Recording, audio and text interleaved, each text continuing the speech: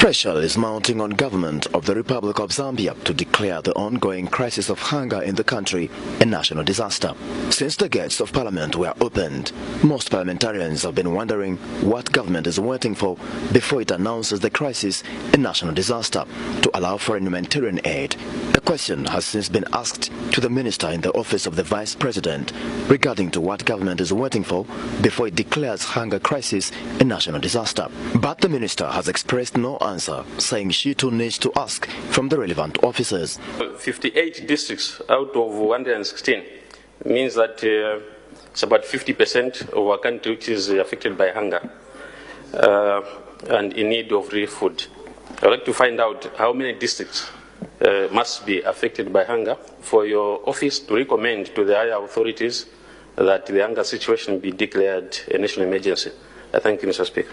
Honourable Minister. Thank you, Mr. Speaker. As now, we are working on 53 districts. Honourable Minister, the question is, what's the threshold? At what level will the government feel compelled to declare this a national disaster? What? Mr. Speaker, as at now, it is still manageable.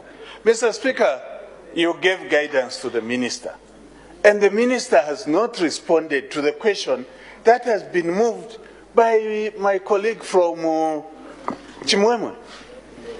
At what level will they be able to declare a national emergency as per his question, taking into account that more than 53 districts in the country are affected? If for any reason you are not able to provide an explicit response, please say so. As at now, I'm going to, tomorrow, I'll be giving the in-depth assessment, which is going to tell us the thresholds after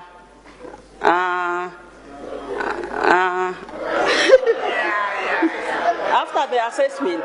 Tempers, however, seem high towards last week's presidential speech, in which Republican President Edgar Lungu excused himself and his government from being blamed for the current state of affairs, instead casting the blame on the climate change.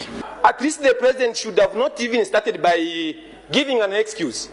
You can tell, Mr. Speaker, that from this speech the president came to this house already with an excuse to the people of Zambia that we have failed because of climate change.